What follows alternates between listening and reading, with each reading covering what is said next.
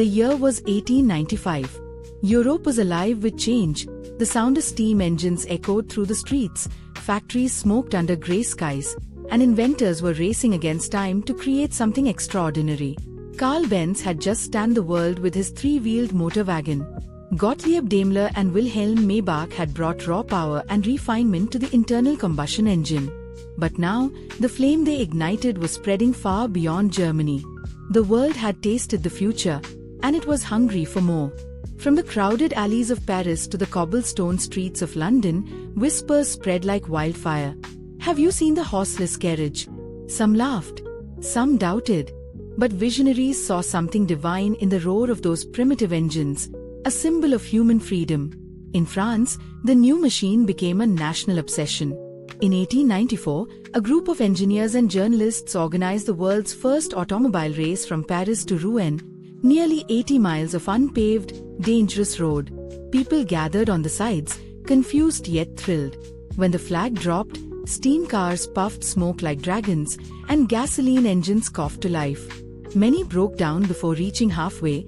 Engines overheated, tires burst, and some cars even caught fire. But those who finished were hailed as heroes. That day, France discovered something greater than victory. It discovered speed. The race proved one thing: the car wasn't just an invention. It was destiny. Soon after, the French manufacturers like Panhard at Levasseur, Peugeot, and Daimler began refining these early machines. They improved engines, added transmissions, and built frames that could handle the rough European roads. But these cars were expensive, hand-built, limited, and meant only for the wealthy. To own a car meant you were among the elite, a symbol of status and innovation. And so, for a few years, automobiles roamed only the boulevards of Paris and the estates of the rich. The ordinary man could only watch, dreaming of the day he too might sit behind that wheel. Meanwhile, in England, the automobile faced resistance. The government feared chaos on its peaceful roads, so they passed the infamous Red Flag Act, a bizarre law that required every motor car to be preceded by a man on foot, waving a red flag to warn pedestrians. Imagine that. A car built to fly faster than any horse, forced to crawl behind a walking man. Inventors were furious. Daimler himself once said, "If progress is slowed by fear, then the future will never arrive." By 1896, the act was finally repealed, and Britain was free to race toward modernity.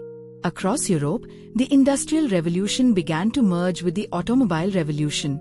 Workshops turned into factories. Engineers became industrialists. And cars started looking less like carriages and more like the vehicles we know today. Renault, founded by three brothers in France, brought mechanical precision. Fiat, from Italy, introduced style and performance. And in Germany, Daimler and Maybach kept refining their engines, smaller, faster, more reliable. Each new idea built on the last. Rubber tires replaced metal ones. Steering wheels replaced tillers.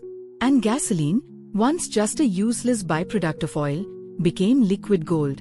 But with progress came problems. Cities weren't ready. Roads were muddy, unpaved, and filled with frightened horses that panicked at the sound of engines.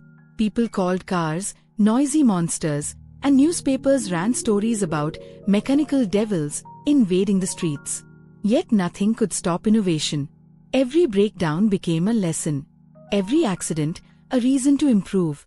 And slowly, society began to accept that the future had wheels. By the turn of the 20th century, Europe was in the middle of a technological storm. Dozens of companies had emerged, each competing to make cars faster, safer, and more comfortable. In France alone, more than 30 manufacturers were building vehicles by 1900.